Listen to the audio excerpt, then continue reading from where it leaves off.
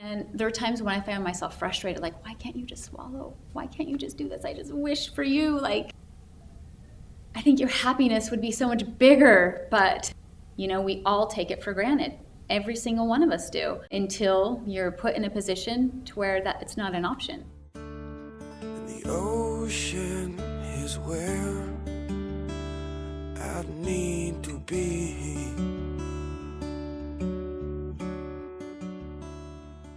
When you can swallow, you have the luxury of wondering what you're going to wear, what you're going to eat,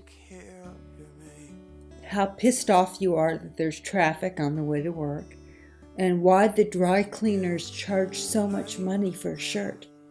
You get to wonder about all that when you can swallow.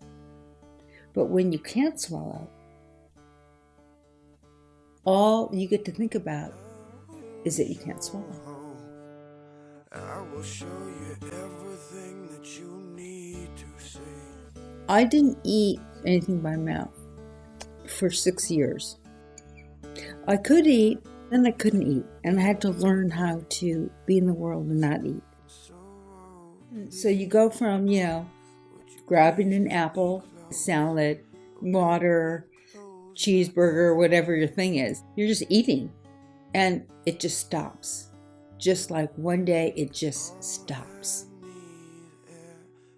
You have a can of, it looks like liquid plastic, and you're just 7 times a day. Are you kidding? Really?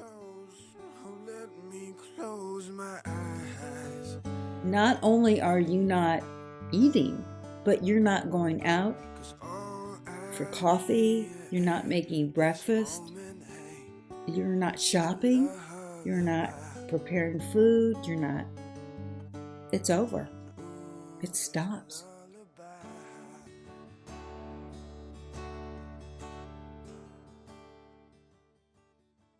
For something that's this common to be so under the radar or so underappreciated in the medical community really attests to the embarrassment and the degree of disability that this disorder causes.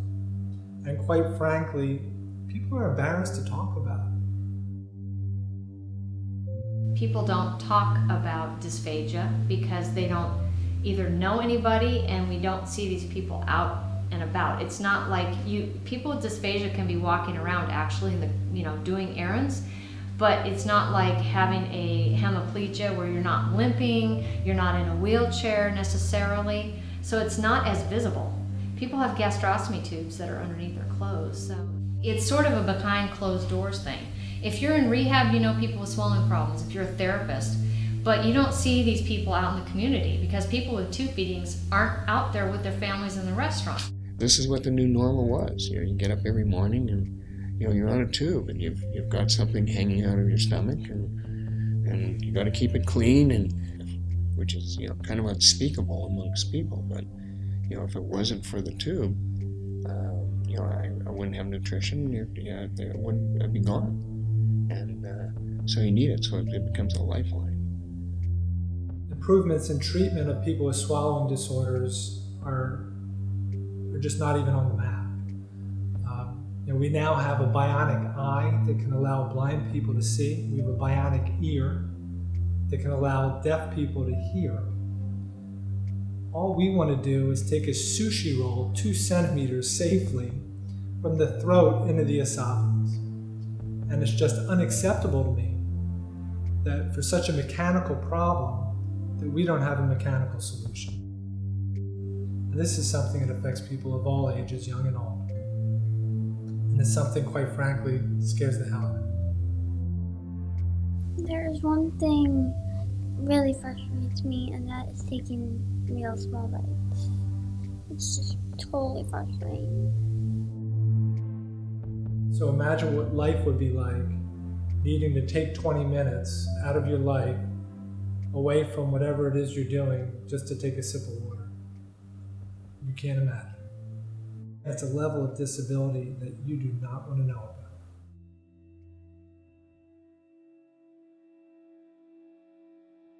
Ryder's 3.5 years old. He had symptoms from the moment he was born. It was a very difficult birth, and as soon as we had him, they took him away, and he was in the hospital for 6 weeks before he came home. I would say it's half of my day, half of my waking hours are spent making sure he's fed properly, making sure his food is prepared properly, and making sure he's swallowing properly, make sure he's sitting in the correct position. I would say, and I might even be underestimating, at least half of my waking hours would be spent being concerned about his swallow safety and making sure everything's prepared in the correct manner. I'll do drums. I don't need a love strap. Oh, you don't need your guitar strap? Okay. His swallowing and just social functions, family functions were huge in the beginning. It was almost debilitating in the beginning. We didn't even want to go out because of all of the equipment we had to bring with us, the throwing up. We didn't even want to go out of the house. It was so hard. And just preparing, making sure that there was somebody there that could help me prepare it, and with all of the feeding bags and all of the tubes. In the beginning, it was really tough. His grandmother does feed him sometimes, and she literally has a paper like this long that has step 1, step 2, step 3, step 4, step 5. I mean, it's very listed out. Today, since he's not completely on the G-tube anymore, it's a little bit easier. People do still kind of stare like, why are you giving a child baby food? And, I get those looks all the time, and I'm okay with it. I'm really used to it at this point. He can eat anything that I grind up in a blender that's made into baby food style. So he's 3.5 and he's basically still eating baby food.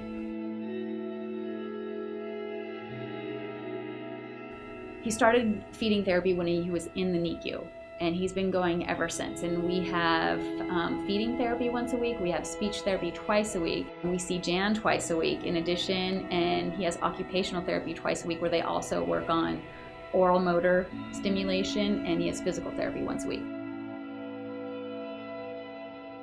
I don't think it's really one thing that has brought him there. I think it's the combination of everything that he does that has helped him get to this point. I really think it's a combination of everything that he's been doing for literally 3.5 years, and we've never taken a break in therapy.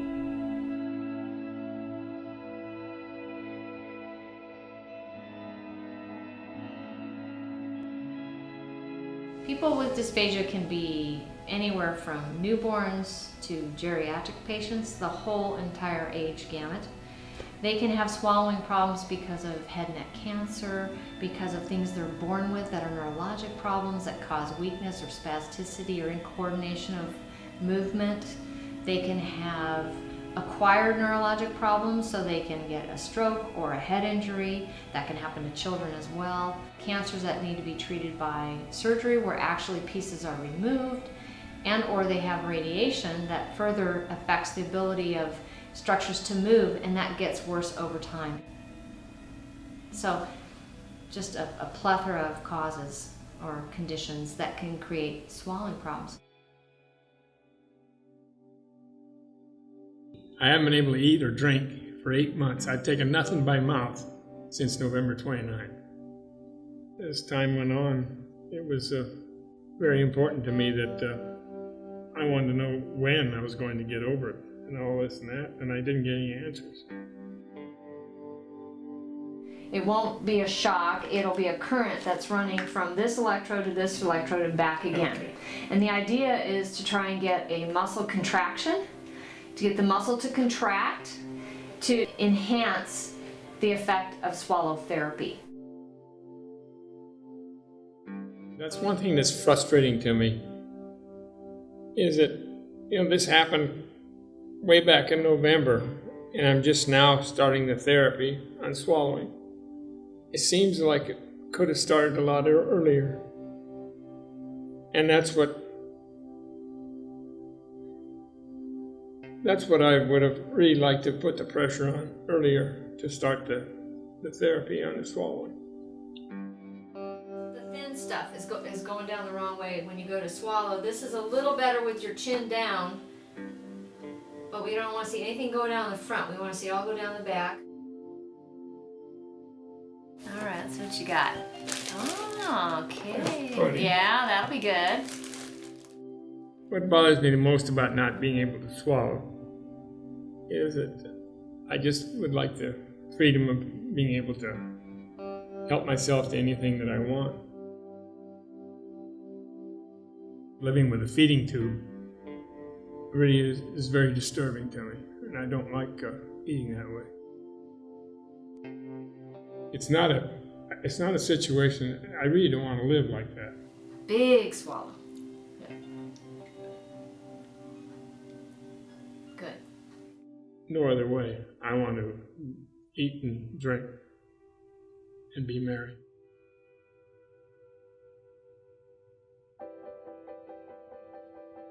The why me, why did this happen to me, why did this happen to us? I can't tell you how many times I thought that. And I can tell you how many times I've cried over it. Show it to Dad. Tell him what it is. So, What shape is that? An octagon. Who's the smartest little kid? Me. Yeah. Once we're done with this, I might be able to rest a little bit and take a deep breath and not, think about why us, why him, why does he have to deal with this, and then move on from there. If he grows out of this, if and when he grows out of this, because I'm very optimistic, he just keeps improving and keeps getting better. So I really feel like this is gonna get better. But I still continually think about it. And I don't know if it'll ever go away.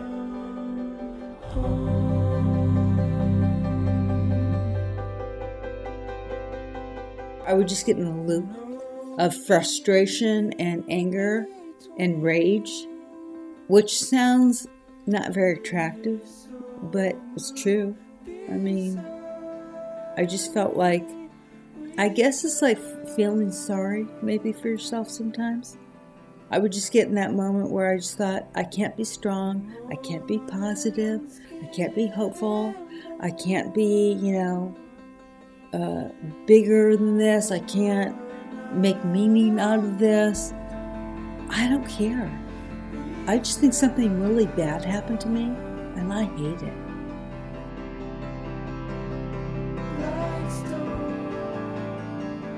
I thought there's got to be a second chapter, and I don't know what that looks like. I don't know what my recovery is going to look like.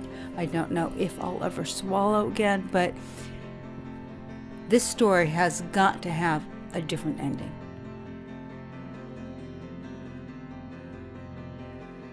And I remember the first time I was in public and I could eat something.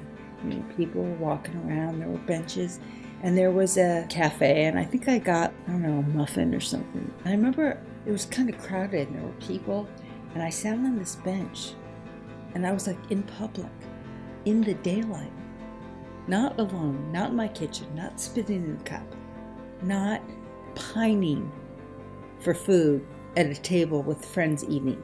I had food and I was in public, but yet I was anonymous. I took like this really teeny bite and I had this straw guzzling down, but I thought, I'm in the world.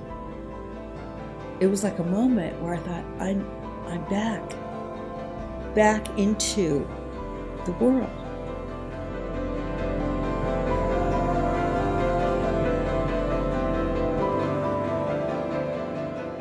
People are suffering, and people are brave.